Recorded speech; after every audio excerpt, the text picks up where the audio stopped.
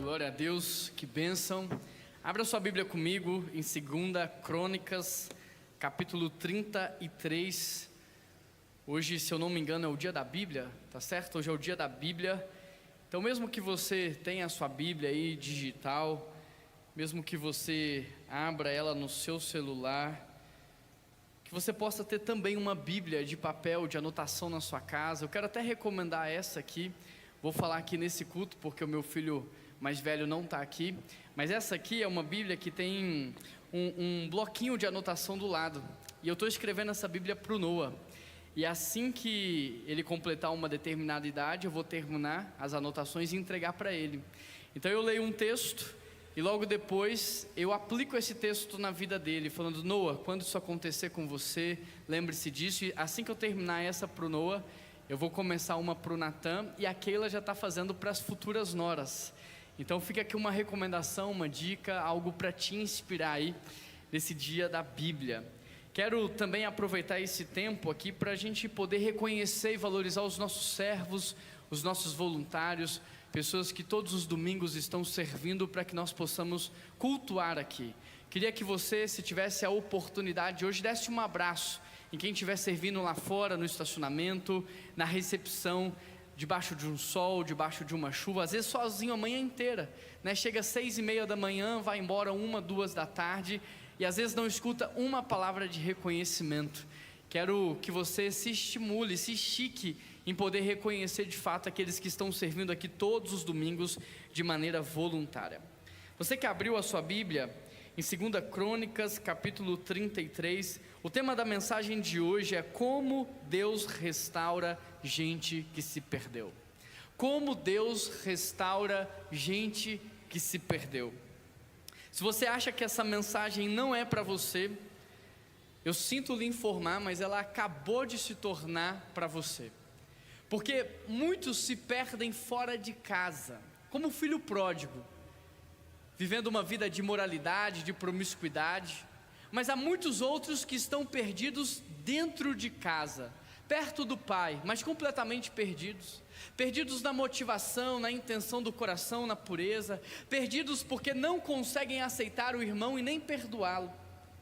O maior risco espiritual não é a gente cair. A verdade é que o maior risco espiritual é a gente pensar que a gente nunca vai precisar do perdão de Deus. O pecado, ele infelizmente não começa no comportamento.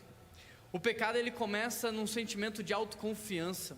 O pecado começa numa soberba espiritual. Por isso essa mensagem é para mim, essa mensagem é para você, essa mensagem é para nós. Como Deus restaura gente que se perdeu. Vamos orar mais uma vez? Agora peça ao Senhor para abrir os teus olhos, para quebrantar o seu coração. Peça ao Senhor que te mostre aquilo que Ele quer tratar na sua vida. Pai, nós queremos pedir o Teu auxílio e o Teu socorro nesta manhã, porque nós queremos e precisamos ouvir a Tua voz. Fala conosco, Deus, não aquilo que nós gostamos de ouvir, e sim aquilo que nós como igreja precisamos ouvir, ó Pai. Chacoalha a nossa vida, chacoalha o nosso coração, e que essa palavra não volte vazia, mas que ela nos transforme.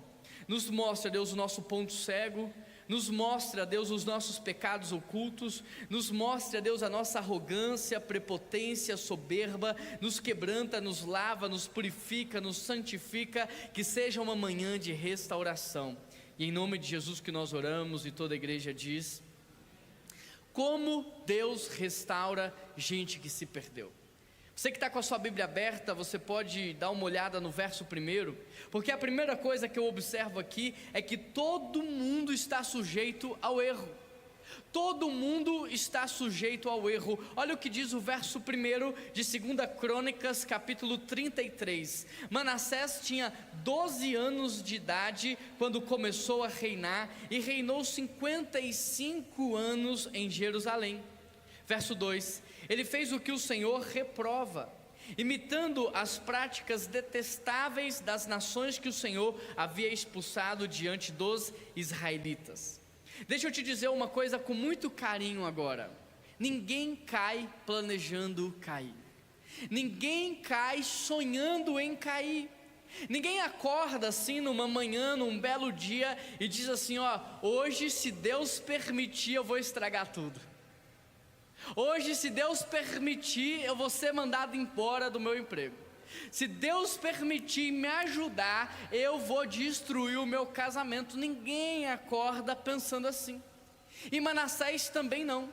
Manassés, ele era filho de um rei chamado Ezequias, rei de Judá, um dos reis mais piedosos da história bíblica. Ezequias, se estivesse nesse culto aqui, provavelmente estaria sentado na primeira fileira, com a sua Bíblia aberta, um bloco de anotação, prestando atenção, comendo cada palavra que seria dito aqui nesse culto. Assim era Ezequias, um homem exemplar. Manassés veio dessa família. Manassés veio de uma família crente raiz. Manassés, ele cresceu aos pés de um homem piedoso, temente a Deus, e mesmo assim, Manassés caiu, Manassés errou. O que eu fico pensando é que Manassés talvez jamais pudesse imaginar que no futuro próximo ele faria o que ele fez. E se você não sabe o que Manassés fez, daqui a pouco eu vou te contar, e eu tenho certeza que você vai ficar abismado com as atrocidades que Manassés fez. Mas ele cresceu aos pés de uma família muito quebrantada. Ele nunca imaginou na vida dele que ele seria capaz de fazer o que ele fez. Eu digo isso porque o que aconteceu com Manassés também aconteceu comigo, e talvez em algum momento da sua vida também pode ter acontecido com você. Eu também vim de uma família cristã. Eu sou a terceira geração de cristãos nesta mesma igreja servindo ao Senhor. Eu cresci aos pés de heróis da fé. Meu avô Paulo Nossi, um herói da fé. Minha avó Maria Helena, também uma heroína da fé. Homem e mulher dos quais esse mundo não é digno. Eu também cresci numa família temente a Deus. Eu também cresci num lar onde as pessoas serviam ao Senhor. Eu fui criado nessa igreja debaixo de uma geração de homens e mulheres compromissados com a palavra de Deus. E por conta disso, sabe, Deus me chamou para o ministério muito cedo. Aquela foi a minha primeira e única namorada. Me casei com 19 anos, fui para o ministério. Nunca usei drogas, nunca fiz nada que fosse lícito. Mas por um lado isso foi bom, por outro lado isso gerou no meu coração um determinado orgulho espiritual. Isso gerou no meu coração uma soberba. Eu comecei a pensar que eu era melhor do que os outros. Eu comecei a olhar para algumas pessoas e pensar assim: não, eu nunca faria isso que fulano está fazendo. Eu não cairia nesse pecado que fulano caiu. Eu me achava tão bom, tão acima da média, tão forte, que eu cheguei ao ponto de criar uma palavra, inventar uma palavra para me definir. Sabe qual é a palavra? Incaível. Eu pensava que eu era incaível. Eu pensava que eu era inquebrável. Eu olhava para os moradores de rua, adictos, transeuntes, e eu pensava assim: eles estão vivendo isso por causa das escolhas que eles fizeram. Mas a minha vida é diferente por causa das escolhas que eu fiz. Até que um dia, queridos, o Espírito Santo abriu os meus olhos. Eu já era crente, eu já andava com o Senhor, mas eu tinha pecados invisíveis: orgulho, soberba e arrogância espiritual. Um dia o Espírito Santo me quebrou. Ele quebrou o meu coração, ele despedaçou a minha cegueira espiritual. E era como se naquele momento, Wesley, o Espírito Santo me levasse a todos os momentos da minha vida. E ele começou a me mostrar que naquele dia, naquela ocasião, eu não caí, porque ele estava me guardando. Ele começou a me levar em determinados lugares da minha vida. Ele começou a trazer à minha memória muitas coisas que eu vivi. E ele começou a me dizer: olha, nesse dia aqui você permaneceu de pé, porque eu estava te guardando, porque eu tinha um propósito para a sua vida, porque eu intervi, porque se fosse pela tua força, nesse dia você tinha destruído tudo. Se fosse pela tua força, nesse dia você tinha acabado com tudo. E naquele dia eu vivi um quebrantamento muito genuíno. E eu comecei a agradecer ao Senhor, primeiro por nunca ter agradecido antes pelos livramentos que Ele me deu. Tantos livramentos, Breno. livramentos que eu não tinha ideia. Comecei a agradecer a Deus por tantas vezes que eu quase coloquei tudo a perder e Ele foi lá e interviu. E eu comecei a agradecer, Lucas, dizendo: Pai, muito obrigado porque foi o Senhor naquele dia. Eu comecei a agradecer ao Senhor porque, embora eu me achasse e pensasse, eu só era um pecador, um servo. E mesmo assim Ele estava sendo gracioso e misericordioso com a minha vida. E talvez assim como Manassés, assim como eu, talvez você também em algum momento da sua vida tenha vivido uma soberba espiritual, um orgulho, uma arrogância. Eu não sou como eles, eu não falo como eles, eu não penso como eles. E quando a gente desenvolve pensamentos assim, Samuel, é porque esses pensamentos e esses sentimentos, Pedro, eles são sintomas já de um pecado invisível que é a arrogância, a soberba. Esse tipo de comportamento são sintomas para te mostrar que você não é isso tudo, que você é um pecador e que você carece da graça de Deus, que você precisa da graça do Senhor. Olha o que Manassés fez. Manassés, ele que tinha um pai piedoso, um pai que fez com que Israel servisse ao Senhor, Manassés foi lá e quebrou o altar ao Senhor e construiu agora altares aos falsos deuses. Manassés levantou na cidade postes sagrados de adoração a ídolos. Manassés começou a consultar demônios como se fosse consulta aos mortos. Manassés começou a praticar feitiçaria, se envolveu com bruxaria. E Manassés chegou ao ponto de sacrificar os seus próprios filhos a Satanás. Sim, Manassés foi longe demais. Mas antes de você condenar Manassés, respira fundo, porque o pecado do outro só é um absurdo porque o seu ainda não foi exposto. Eu vou repetir. O pecado do outro só é um absurdo porque o meu ainda não foi exposto. O erro do outro parece sempre maior quando o nosso erro está escondido. O que o outro faz parece sempre um absurdo quando ainda ninguém descobriu o que eu penso, o que eu sinto, o que eu falo e o que eu faço. O outro pecador merece punição. Eu mereço misericórdia. É verdade ou não é? Enquanto o outro merece punição, olha o que você fez. Você tem que pagar pelo que você fez. Quando sou eu, gente, eu não sabia o que eu estava fazendo. Eu não tinha consciência do que eu estava fazendo. Eu mereço a graça, eu mereço a misericórdia, porque eu não sabia o que eu estava fazendo, mas o outro não. A Bíblia diz que todos pecaram e que todos estão destituídos da glória de Deus. Isso significa que ninguém neste mundo está isento da possibilidade de pecar ou de cair. Ninguém está isento da possibilidade de se rebelar. Isso significa que o pecado não é uma exceção, o pecado é uma condição humana. Por isso lá em 1 Coríntios capítulo 10 verso 12, apóstolo Paulo diz: aquele que está de pé, cuidado para que não caia. O maior perigo da vida cristã não é você errar, porque o nosso Deus já preveu isso. O maior perigo da vida cristã é você viver como se você não precisasse do perdão de Deus. É você viver como se você não precisasse da graça e da misericórdia dele. Apóstolo Paulo, um dos homens mais usados do Novo Testamento, no ápice da sua maturidade cristã, sabe o que ele disse? Eu não faço o que eu quero, o bem que eu quero, esse eu não faço, mas o mal que eu não quero, Breno, esse eu acabo fazendo. Apóstolo Paulo também diz para Timóteo: Cristo veio ao mundo para salvar os pecadores, Claudinei, sabe qual? Dos quais eu sou o pior. Apóstolo Paulo, no ápice da sua maturidade cristã, sabe o que ele me mostra?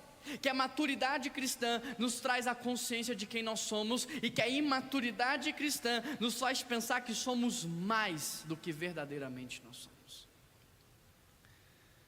Quanto mais o apóstolo Paulo crescia, mais consciência da sua fragilidade ele demonstrava, menos autoconfiança em si ele sustentava.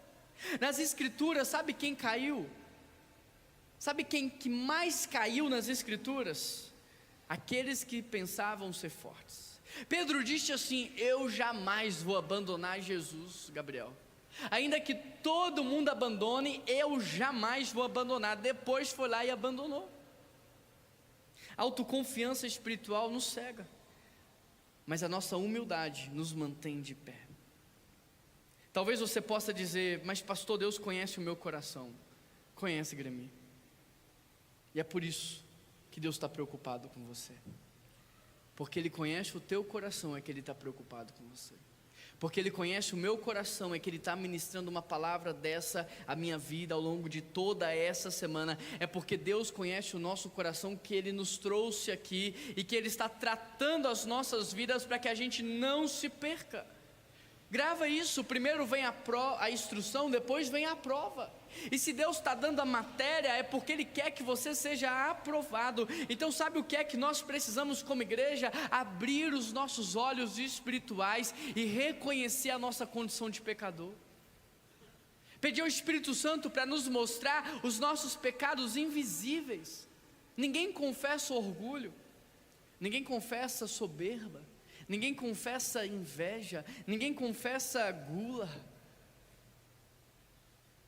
Pedir ao Espírito Santo que quebrante o nosso coração, para que haja de fato nesta manhã uma restauração. Amém, igreja? A segunda coisa que eu aprendo aqui nesse texto é que as nossas ações têm repercussões na vida dos outros. As nossas ações têm repercussão na vida dos outros. 2 Crônicas 33, verso 9. Manassés, porém, desencaminhou Judá e todo o povo de Jerusalém. Manassés errou, mas ele levou, Bruna, todo o povo a errar também. Ele errou, mas ele levou uma nação inteira a errar também. O problema não é quando a gente cai, o problema é quando a gente se torna influencer de queda. O problema não é quando a gente erra, mas a gente começa a influenciar os outros a errar. Tem gente que não se contenta em ser um desigrejado. Tem gente que quer sair da igreja e quer que todos os seus amigos saiam também. Tem gente que não se contenta em não vir no culto. Ele não vem cultuar a Deus, mas ele marca um churrasco na hora do culto para fazer um monte de gente não vir no culto também. Pior do que você cair é quando você vira influencer de queda. Pecado privado, gente, é mito. Toda queda tem plateia. Sabe quando uma pessoa diz, e eu escuto isso muito: pastor, se eu errar o problema é meu? Não sei se você já escutou ou falou, eu escuto sempre isso. Pastor, se eu errar, o problema é meu, o problema não é mais de ninguém, meu corpo, minhas regras, a vida é minha, eu faço dela o que eu quiser. Gênesis 3, Adão errou, até hoje a gente está pagando imposto de renda. Um homem errou, e até hoje a gente paga o preço. Em Josué 7, Acã rouba os utensílios do templo. Por causa do pecado de Acã, agora o exército de Israel vai perder a batalha, mais de 30 homens vão morrer. E o Israel vai ser humilhado diante das nações, porque Acã pecou. Josué vai tirar uma satisfação com Deus: Deus, o Senhor está de brincadeira com a gente, o Senhor nos prometeu. Agora a gente vai enfrentar essa cidade pequenininha, eu mando só uma parte do exército e eles nos humilham. Deus falou: tem pecado no meio do povo. Enquanto o pecado não for tratado no meio do povo, eu não vou dar a vitória para vocês. Jonas desobedeceu a Deus sozinho, mas quase que ele colocou um barco inteiro em naufrágio. Davi caiu, mas quem sangrou foram os seus filhos. O primeiro morreu, o outro abusa da irmã, o outro irmão mata o irmão, e uma tragédia na família, porque Davi pecou. Tem certeza que o teu pecado não afeta mais ninguém? Salomão se desviou de Deus, dividiu Israel em duas nações. Quem é que está chorando por causa dos teus pecados? Quem é que está pagando o preço por causa da sua rebeldia? Quem é que está sofrendo porque você acha que a vida é sua e você pode fazer o que você quiser? O teu pecado não afeta só quem está do seu lado hoje, afeta também as futuras gerações. A babá de Mefibosete, enquanto fugia, tropeçou, carregava Mefibosete no colo, tropeçou e caiu, mas não foi as pernas dela que ela quebrou, foi as pernas dele. Pior do que cair é quando você quebra as pernas de quem você deveria cuidar. Pior do que cair é quando você atrapalha quem você deveria ajudar. Pior do que cair é quando o teu erro agora começa a influenciar um monte de gente que às vezes não tem o mesmo nível de maturidade que a sua. Por mais que você pense que aquilo que você faz diz respeito só a você, a verdade é que aquilo que você faz influencia gerações. O alcoolismo não nasce numa geração. O alcoolismo passa de geração em geração. Começa com um homem que sabe beber na hora certa, com maturidade. A próxima geração vem e vai um pouco mais além. A próxima geração vem e dá um passo a mais. E quando você assusta, na quarta geração você tem pessoas alcoólatras. Começa a observar. Faz uma análise das famílias que você conhece. Pesquisa como é que nasce o consumo de drogas, abuso sexual, promiscuidade. Aquilo que você faz repercute por gerações. Quem é que anda sofrendo e chorando pelos teus pecados? Porque a Bíblia diz assim: ai daqueles que fizer um dos meus pequeninos tropeçar. A Bíblia diz que se você faz alguém tropeçar, melhor seria amarrar uma pedra no teu pescoço e se lançar ao mar, porque esse sofrimento de estar ali sufocado e morrendo afogado será menor do que o peso e o juízo de Deus sobre a sua vida. Então, se você esfriou na fé, não faça ninguém mais se esfriar. Se você não quer cultuar, não atrapalhe ninguém de cultuar. Se você está cansado e não quer mais servir, não impeça o teu cônjuge de servir, nem os teus filhos de servirem. Não seja pedra de tropeço na fé de ninguém. O que eu aprendo é que o tropeço é sério, mas fazer alguém tropeçar é ainda mais sério do que você pode imaginar. Mas pastor, eu nunca pedi para ser influência. Eu nunca pedi para influenciar ninguém. Eu nunca pedi para ninguém me imitar. Pois é, Davi também não, engraçado. Salomão também não pediu, mas ele dividiu uma nação. Jonas também não, mas aqueles marinheiros quase perderam a vida. Manassés também não. Na vida, enquanto seus acertos inspiram, os seus erros respingam. Tem uma história que fala que um rei pediu um conselho a uma pessoa sábia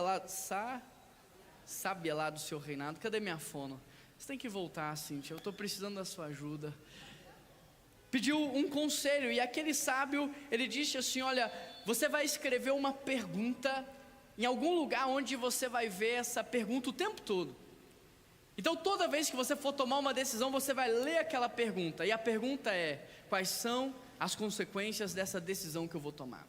E aquele rei então olhou para onde ele ficava ali no seu trono, pensando onde é que ele poderia escrever aquilo, e tinha uma bandeja que ficava ao lado dele, e ele decidiu cravar aquilo na bandeja. Aquela bandeja ficava o tempo todo ali com um copo d'água, uma comida. Então todas as vezes que ele tinha que tomar uma decisão, ele olhava para a bandeja e estava escrito: qual é a consequência da decisão que você vai tomar? E então ele começou a tomar decisões com mais sabedoria, ele se tornou um rei mais assertivo. Mas chegou um dia que um dos seus súditos quis tomar o poder e contratou uma pessoa que, ao fazer a barba do rei, pudesse passar navalha envenenada no seu pescoço e assim tirar a vida daquele homem. E assim aquele homem foi, disposto a matar aquele rei por uma determinada quantia de valor. E quando ele chegou lá e colocou o seu material de trabalho em cima da bandeja, ali tinha uma pergunta: quais são as consequências em cima do que você vai fazer? E ele começou a pensar: se eu matar esse rei e for pego, eles vão me prender e vão me torturar. Eles vão prender e torturar a minha esposa, e eles vão escravizar a minha geração. Esse dinheiro que eu estou recebendo não compensa o risco que eu estou correndo. Quer ser sábio? Pense nas consequências do que você está fazendo. Qual é a consequência que vai gerar na vida do seu filho ao vê-lo fazer o que você está fazendo? Qual é a consequência que vai gerar na vida das pessoas se o que você está fazendo vier a público? Eu tenho feito enterros de homens que, enquanto estão vivos, eles dão um bom testemunho, mas depois que morrem, tudo o que fez vem à tona. Centenas e centenas de traições. E eu fico pensando que triste, porque ele poderia ter em vida confessado, pedido perdão, se explicado e tentado restaurar. Mas agora que está morto, como é que ele pode restaurar? Como é que ele pode resolver isso no coração dos filhos, no coração da esposa? Quais são as consequências de continuar escondendo o seu pecado? Quais são as consequências de fingir que nada está acontecendo? A terceira coisa que eu aprendo nesse texto é que quando Deus fala, mas nós não ouvimos, a vida começa a gritar. 2 Crônicas 33:10. O Senhor falou a Manassés e a seu povo, mas eles não lhe deram atenção. Quando eu era pequeno e eu fazia bagunça dentro de casa, quem olha para mim assim, às vezes nem imagina, né, tia Adélia? Mas eu fazia bagunça, era criança, adolescente. Eu lembro que minha mãe falava assim: aqui em casa não, aqui em casa tem regra. Quando você casar, você vai poder fazer o que você quiser. Eu casei e até hoje eu não posso fazer tudo o que eu quero. Talvez aconteceu com você. O que eu quero te dizer? O diabo ensina pra gente um conceito de falsa liberdade, uma liberdade que é utópica na verdade. Ele diz para você assim: olha, na igreja você não pode fazer nada. Na igreja você não pode fazer nada, enquanto você serve ao Senhor, você não pode fazer nada. Mas se você sair da igreja, você vai poder fazer tudo. Se você não estiver mais servindo a Deus, você vai poder fazer tudo. Este é um conceito de falsa liberdade, porque liberdade real é se você fizesse e não tivesse consequência. Mas se você der voz a todos os pensamentos intrusivos que estão na sua mente, você vai ser preso. A sua liberdade será castrada. Esse é um conceito de falsa liberdade. Se você fizer o que você quer, você vai ser preso, você vai pagar por tudo o que você está fazendo. Por isso que o Senhor está aqui te alertando: não acredita no inimigo, não acredita nessa voz que está dizendo para você que você pode fazer todas as coisas.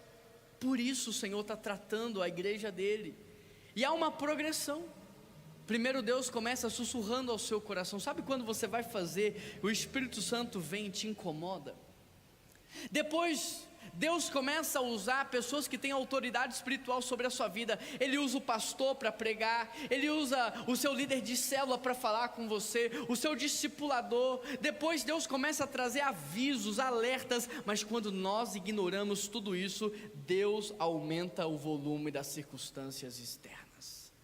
E Ele vai até a última oportunidade para parar você. Ele vai até onde Ele pode para parar você. Por isso o autor de Hebreus, no capítulo 3, no verso 15, ele diz assim: se hoje vocês ouvirem a voz de Deus, não endureçam o vosso coração. Aprenda no amor, não queira aprender na dor. Deus primeiro sussurra na consciência, avisa na sua palavra, alerta usando pessoas, e por último Ele vai interromper você. Ele vai trazer crises tão grandes que vão parar você, que vão forçar você a parar, para que talvez ali parado você entenda o que você está fazendo. Ele vai tirar a sua saúde, Ele vai tirar o seu trabalho, Ele vai instaurar uma crise financeira, Ele vai tentar parar você para que você entenda o que está acontecendo. Agora, o problema não é essa progressão, o problema ainda é a nossa teimosia. Porque se a gente ouvisse, porque se a gente levasse a sério, tanto sofrimento, Térida, a gente não precisaria viver. Tanta coisa a gente não precisaria passar, mas porque a gente fica testando Deus, deixa eu ver até onde Ele vai, deixa eu ver até onde Deus pode ir, porque a gente leva Deus ao limite, a gente passa por tanta coisa desnecessária. Aqui no verso 11 do capítulo 33, porque Manassés não ouviu nem ao Senhor e nem aos profetas. Olha o que aconteceu. Por isso o Senhor enviou contra eles o exército da Síria, os quais prenderam Manassés, colocaram um gancho no seu nariz, algemas de bronze, e o levaram para a Babilônia. Manassés não quis ouvir, não quis aprender. Deus o levou cativo para não perder o coração de Manassés. Deus não fez isso para humilhar Manassés, Deus fez isso para salvar Manassés. E o mesmo padrão acontece em toda a Bíblia. Nabucodonosor também foi um rei, mas um rei que se tornou extremamente orgulhoso e vaidoso. Um rei que buscava toda a glória para si. Olha o que Daniel capítulo 4 verso 33 diz que aconteceu com Nabucodonosor. Ele foi expulso do meio dos homens e passou a comer capim com os bois. Deus não tirou o trono para destruir um rei, Deus tirou a figura de um rei para salvar um homem.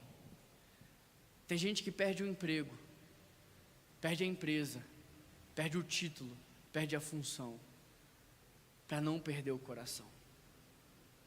Tem gente que perde a influência, perde o dinheiro, perde a saúde, para não perder o coração. Até onde você precisa ir para entender o que Deus está falando com você? Jonas, por causa da sua desobediência, teve que naufragar até o fundo do oceano. Jonas só aprendeu quando perdeu o controle, quando perdeu o chão, quando perdeu dignidade. Tem gente que só dobra o joelho quando não há mais nada que se possa fazer. Tem gente que só volta para a igreja quando as suas mãos já não conseguem alcançar mais nada. Tem gente que só se quebranta diante de Deus e abandona os ídolos e os falsos deuses quando ninguém mais o consegue ajudar. Saulo precisou ficar cego para um dia enxergar, mas foi Deus que fechou os olhos dele para que ele pudesse abrir o seu coração. Agora entenda, Deus não te destrói para te perder, Ele te destrói para te salvar. Porque é melhor você sofrer nessa vida terrena e passar a eternidade inteira num lugar que não tem choro, sofrimento, desigualdade social e nem violência, do que você ser próspero nessa vida e queimar a vida interna no lago de inferno, de enxofre. Então aquilo que Deus faz não é para o teu sofrimento, mas é para o teu resgate, porque a vida na terra é passageira. A vida na terra passa rápido, mas a eternidade não tem fim. Hebreus 12:6 diz que Deus disciplina quem Ele ama. Por isso, se Ele está te derrubando, entenda, o que Ele mais quer é te levantar. Se Ele está te ferindo, é porque Ele quer te curar. Se Ele está te expondo, é porque Ele quer restaurar. O fundo do poço não é o fim, às vezes é só o último lugar onde você ainda para escutar. O fundo do poço não é castigo, às vezes é lugar de encontro, porque o fundo do poço às vezes é o último lugar onde você para ouvir Deus. O fundo do poço para muitos é o único lugar que não tem distração, que não tem competição. É o único lugar onde você de fato vai dobrar os seus joelhos no chão e vai se render. O fundo do poço te explica o que na palavra muitas vezes você não quis entender. O fundo do poço vai te fazer acreditar em coisas que lendo a palavra você duvidou. O fundo do poço vai fazer com que você se entregue a muitas coisas que você resistiu para se entregar. Agora, como é que você se reage? Ou como que você reage diante da crise? Como é que você reage diante do problema? Se muitas vezes o fundo do poço é para te restaurar, como é que você reage diante da luta? Como que você reage quando alguém fala o que você não quer ouvir? Como é que você reage quando o pastor prega o que você não queria ouvir? Porque talvez você veio nesse culto para que eu pudesse massagear o seu ego, para que eu pudesse fazer um cafuné na sua cabeça, para que eu pudesse aumentar um pouco a sua estima. Como é que você reage quando alguém fala o que você não quer ouvir? Sabe por quê? Porque no conto da Branca de Neve, a madrasta estava em paz, o reino estava em paz, o espelho estava em paz, tudo estava certinho, até que o espelho falou que a madrasta não queria ouvir. Existe alguém mais bonita do que eu? Sim, existe. Essa mulher contratou um caçador, mandou matar a Branca de Neve e se transformou numa bruxa. No que é que você se transforma quando alguém te confronta?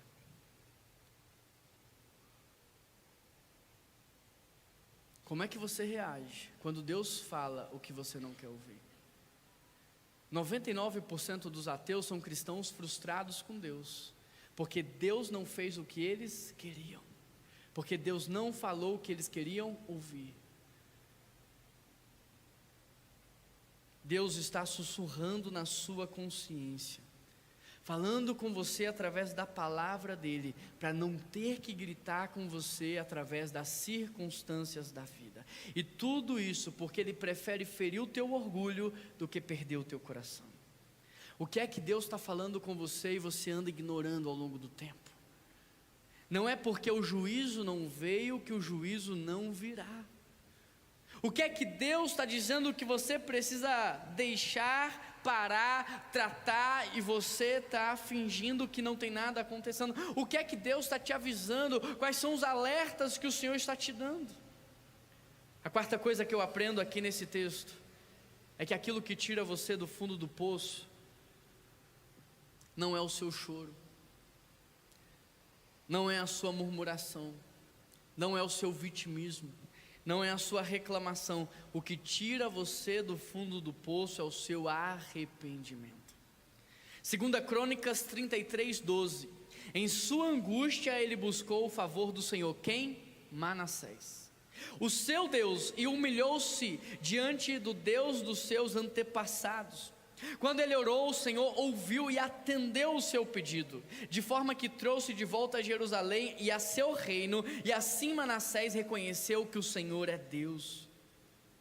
Muitas pessoas acham que choro é arrependimento, mas existe uma diferença gritante entre remorso, choro e arrependimento.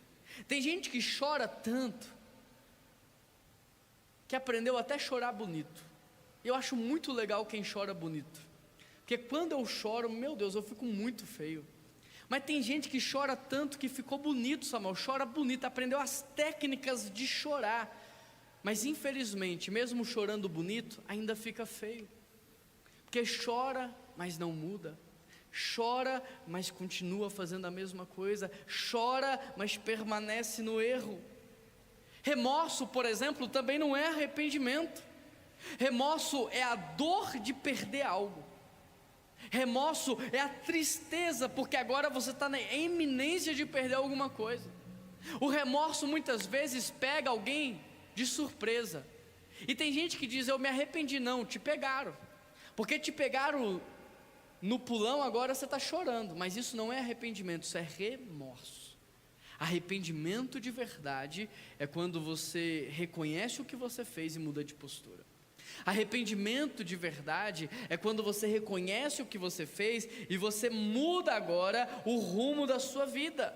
Deixa eu te dar exemplo bíblico disso. Judas não se arrependeu, ele chorou de remorso, porque ele entendeu que ele ia perder por ter traído o único e verdadeiro Deus. Quando você olha para Judas e Pedro, os dois choraram, só que um destruiu a sua vida e o outro se encontrou com Jesus para restaurá-la. 2 Coríntios 7,10 diz que o remorso traz tristeza para a morte. Quando você tem remorso, mas não tem arrependimento, aquilo vai crescer na sua vida e aquilo vai te levar talvez a fazer o que Judas fez. Mas quando você é pego, quando você chora, quando você tem um remorso, mas quando você permite que o Espírito Santo de Deus traga o verdadeiro arrependimento, Deus restaura a sua vida. Salmo 51:17 diz: o Senhor não rejeita um coração quebrantado. Amém, igreja? O Senhor não rejeita um coração quebrantado. Davi fez tanta coisa errada. Davi mandou matar um homem inocente. Davi adulterou. Davi errou tanto. Mas Davi se arrependeu, e sabe o que Deus fez? Deus restaurou Davi. O verdadeiro arrependimento não apaga o que você fez, mas ele redefine quem você é. O verdadeiro arrependimento não apaga o teu passado, mas ele reconstrói o teu futuro. Deus restaurou a vida de Davi. O filho pródigo errou, traiu o pai, se rebelou contra o pai, fugiu, mas se arrependeu, voltou, e Deus restaurou. O pai restaurou a vida dele. Lembra de Nabucodonosor, um rei orgulhoso que passou a comer capim? Olha o que a Bíblia diz que aconteceu com ele depois desse episódio. Ele dizendo: agora eu, Nabucodonosor, louvo e exalto o verdadeiro rei, o rei dos céus. Deus tirou o trono para não perder um homem. Às vezes Deus vai tirar o seu título, a sua função, para não perder o seu coração. Nesse sentido aqui, Manassés não está só chorando, mas o texto diz que ele se humilha, ele busca ao Senhor, e Deus restaura Manassés. Verso 13, quando ele orou, o Senhor ouviu a sua oração. Lembra? Manassés praticou feitiçaria. Manassés consultou demônios como se ele estivesse consultando os mortos. Manassés levantou altares aos falsos deuses desse mundo, e Manassés sacrificou os seus filhos a Satanás, mas ele se arrependeu, ele orou, ele se humilhou, ele buscou ao Senhor, e a Bíblia diz: quando ele orou, o Senhor ouviu e atendeu o seu pedido, o trouxe de volta a Jerusalém, o entregou de volta o seu reino, e assim Manassés reconheceu que o Senhor era o verdadeiro Deus. Esse é o Deus, querido, que rejeita o pecado, mas nunca o arrependimento de um pecador. Esse é o Deus que rejeita o teu pecado, mas nunca o teu coração arrependido e quebrantado. A quinta coisa que eu aprendo aqui, eu já estou caminhando para o fim, é que quando alguém é verdadeiramente restaurado, essa pessoa não finge que nada aconteceu. Quando alguém é verdadeiramente restaurado, ela não só segue como se nada tivesse acontecido. Quando alguém é verdadeiramente restaurado, ela conserta os seus erros. Depois disso, verso 14, ele reconstruiu e aumentou a altura do muro. Também pôs comandantes militares em todas as cidades fortificadas de Judá. Enquanto o remorso produz tristeza, choro e culpa, o verdadeiro arrependimento produz transformação.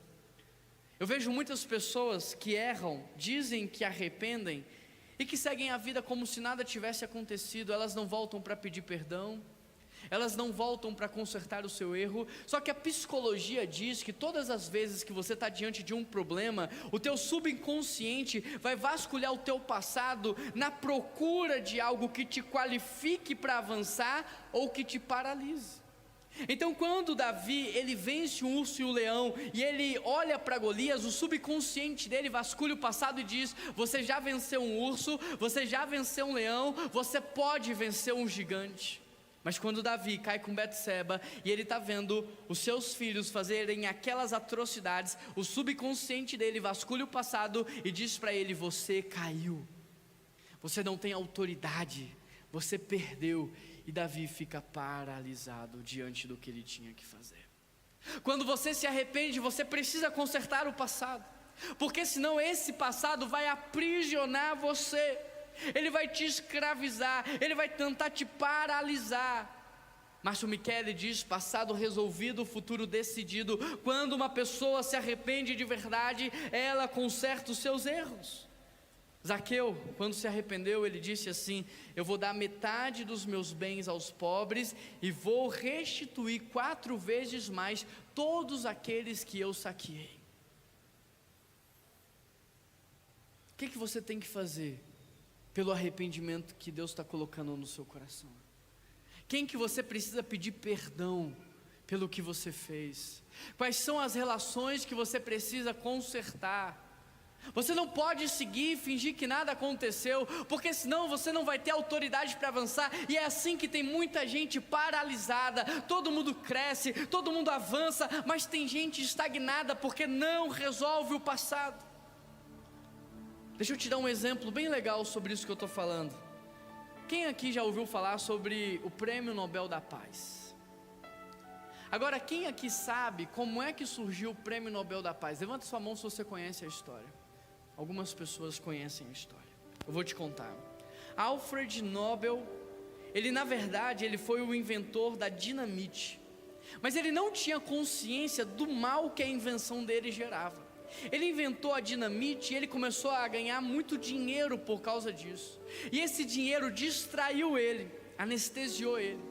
E ele começou a desfrutar então de uma boa casa, um bom carro, e ele perdeu, o coração dele ficou cauterizado, e mesmo sabendo que a sua invenção era usada para matar, destruir e arruinar, ele seguia a sua vida desfrutando dos prazeres.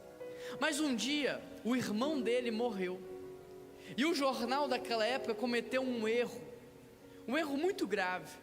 Porque ao invés de anunciar a morte do irmão, anunciou como se ele tivesse morrido. E esse homem, quando foi pegar o jornal para ler o obituário do seu irmão, porque isso era muito comum, até pouco tempo atrás, eu não sei se você vai se lembrar, você pegava o jornal e aí tinha a lista de todo mundo que morreu e o que aquelas pessoas faziam. E quando ele pegou para ler o obituário do irmão, o título da matéria era: o mercador da morte morreu, o inventor da morte morreu. E quando ele começou a ler aquela matéria, ele começou a chorar, porque parece que foi ali que ele entendeu que ele estava gastando a vida dele para matar pessoas. Foi ali que ele entendeu que era assim que ele seria lembrado, como alguém que trouxe morte, não como alguém que ajudou a vida. E naquele dia, ele tomou uma decisão. Ele vendeu tudo o que ele tinha. Ele pegou tudo o que ele tinha. E ele criou então o famoso Prêmio Nobel da Paz, para premiar todo mundo que tivesse uma iniciativa para promover a paz. É isso que acontece quando alguém se arrepende. O arrependimento dele não mudou a história do passado, mas mudou a história do futuro. O arrependimento dele não fez com que a gente se esquecesse do que ele fez, mas ressignificou a imagem que nós temos a respeito dele. Gente restaurada não finge que nada aconteceu. Gente restaurada redime o passado. Me perdoa. Eu não sei se você vai me perdoar ou não, mas eu preciso te pedir perdão. Me perdoa. Eu não sei o que você vai fazer com o que eu vou te dizer, mas me perdoa. Eu quero recomeçar. Me dá uma chance de te mostrar que eu mudei. Me dá uma chance de reconquistar a tua confiança. Me dá uma chance de mostrar para você que eu sou um homem diferente. Eu vejo muita gente anestesiada e pouca gente arrependida. Veja o que Manassés fez depois do seu arrependimento. O texto diz que ele reconstruiu e aumentou a altura dos muros e colocou soldados e comandantes. Sabe o que Manassés está fazendo? Protegendo a parte frágil. Proteja o teu coração, proteja a tua mente. Padrão de pensamento modela comportamento, e comportamento gera habitação espiritual. O que você anda ouvindo? O que você anda assistindo? Qual é o teor das conversas que você anda tendo? Proteja o teu coração. Saia da roda dos escarnecedores, saia da roda da fofoca, saia da roda da maldade, saia deste tipo de roda. Proteja o teu coração. Sabe o que Manassés fez? Versículo 15: tirou do templo do Senhor todos os deuses estrangeiros. Manassés limpou o templo.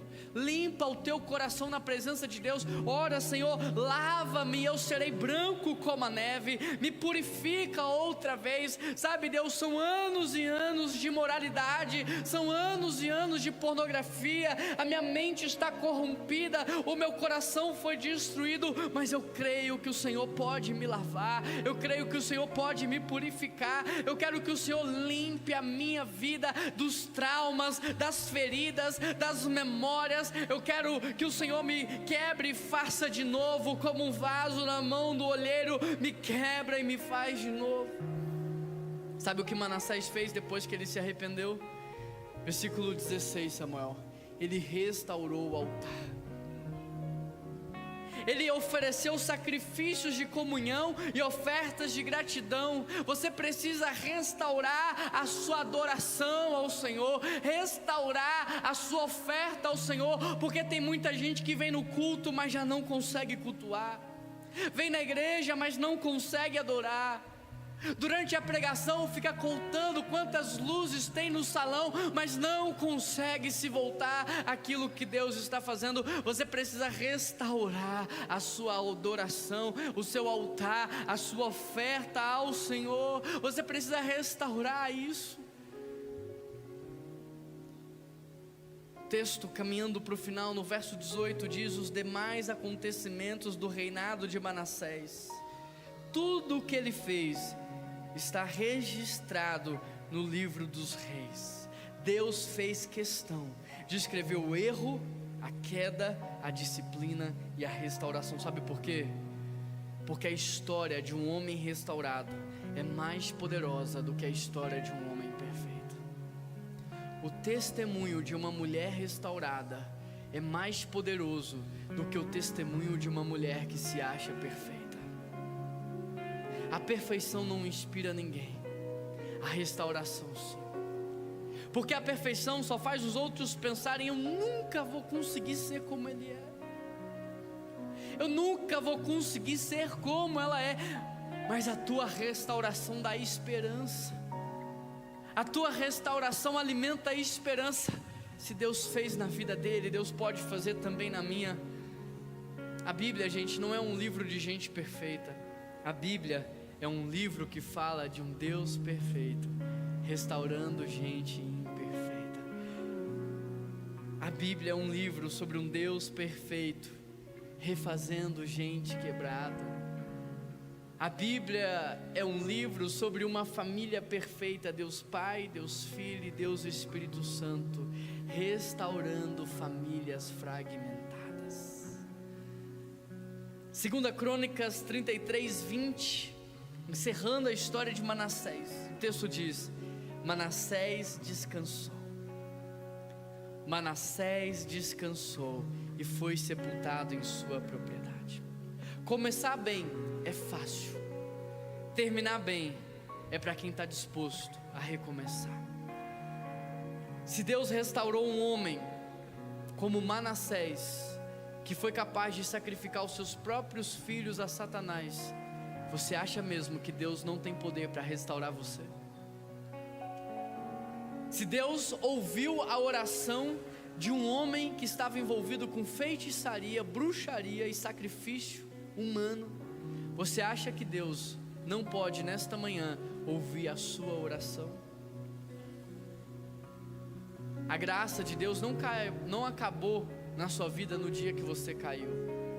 Ela só começou, ou só vai começar no dia que você se arrepender.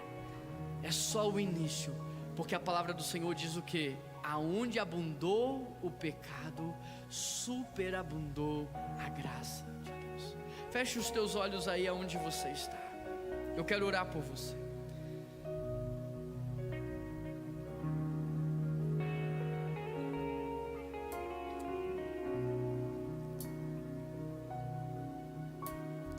Eu quero orar por você. Você que está dizendo assim: pastor, Deus está falando ao meu coração. Não é de hoje, pastor, porque já aconteceu comigo. Deus começou a me alertar muito antes. Eu sabia o que eu estava fazendo, mas às vezes Samuel não tinha força para contornar. Eu entendo você que está aqui nessa manhã.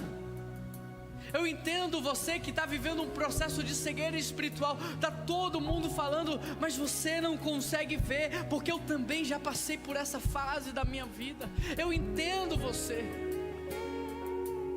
Mas um dia, Deus usou pessoas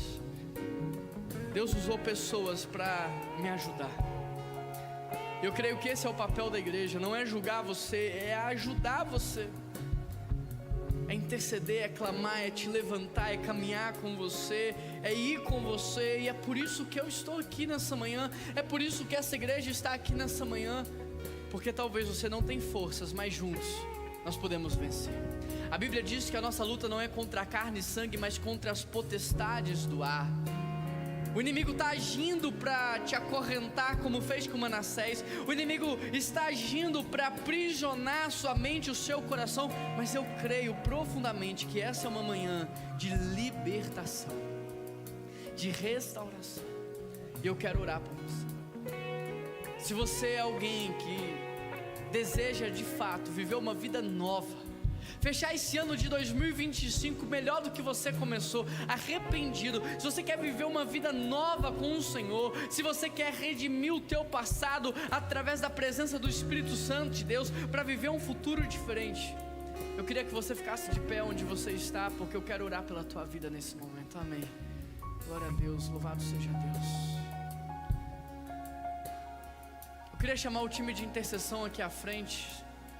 Se tiver alguém aqui no auditório da intercessão, vem aqui na frente, por gentileza. Eu sei que vocês estão espalhados pelo prédio orando, mas quem estiver aqui, vem aqui à frente, por gentileza.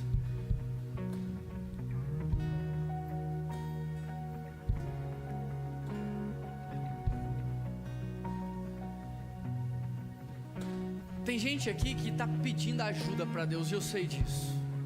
Tem gente aqui que sabe o que está acontecendo, sabe aonde isso tudo vai dar, mas não tem força para vencer isso sozinho, e precisa nessa manhã de uma intervenção divina e sobrenatural do nosso Deus. E se esse é o seu caso, sai do teu lugar, vem aqui na frente, e o nosso time de intercessão vai orar por você. Cadeias serão quebradas, cadeias serão quebradas. Nós vamos vencer.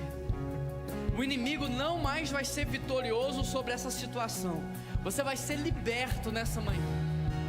Se tiver algum pastor também sentado por aí, quiser sair do seu lugar e vir aqui na frente e me ajudar orando por essas pessoas, pode vir, vem orar aqui. Se você é um pastor, um homem, uma mulher de Deus, me ajuda em oração. Igreja, estenda as mãos em direção aos nossos irmãos. Essa é a oportunidade que nós temos para ajudar os nossos irmãos a vencer. Não deixe ninguém orando sozinho. Homem com homem, mulher com mulher, não deixe ninguém orando sozinho. Estenda suas mãos, igreja, aumenta a sua voz e começa a interceder, porque esse é o momento de batalha espiritual. A Bíblia diz que a nossa luta não é contra carne e sangue, mas ela é contra as potestades do ar. A Bíblia diz: as portas do inferno não vão prevalecer contra a igreja do Senhor. A Bíblia diz que a oração feita com fé sarará o enfermo, curará o doente, libertará os cativos. Nós cremos no poder da oração. Nós cremos no poder da oração.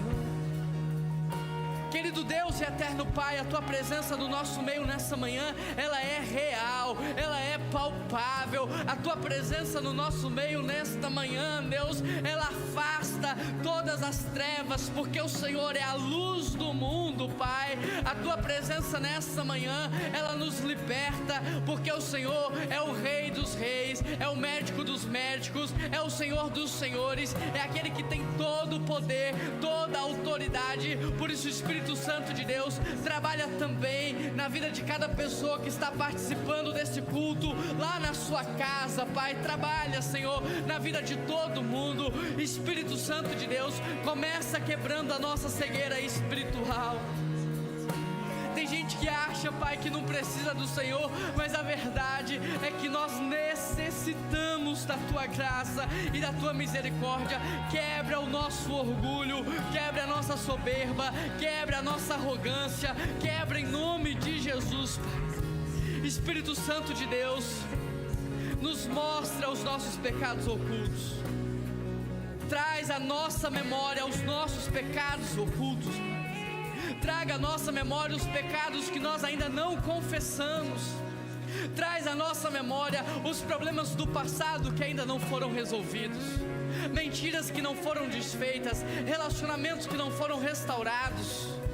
Traz, Senhor, à nossa memória pessoas que precisamos pedir perdão por ter subtraído, Pai, o valor delas, por ter ferido a identidade delas.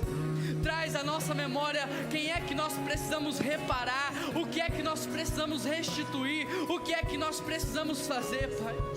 É o Teu Espírito Santo que nos convence do nosso pecado. É o Teu Espírito Santo que produz o verdadeiro, genuíno arrependimento.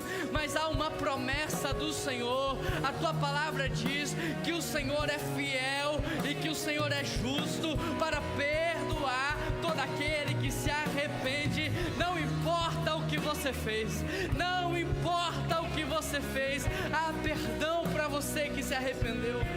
Não importa o que você fez, você não precisa mais carregar o peso de culpa, você não precisa mais se envergonhar, porque há perdão para todo aquele que se arrepende. E a palavra do Senhor diz que Ele pega o nosso pecado e agora Ele lança no mar do esquecimento. E se o nosso Deus escolhe esquecer, nós não precisamos mais carregar tudo isso. Por isso Ele está dizendo: vinde a mim e eu vos darei agora um fardo que é leve. Eu vou tirar de você um fardo pesado e eu vou te dar agora um fardo leve, Pai.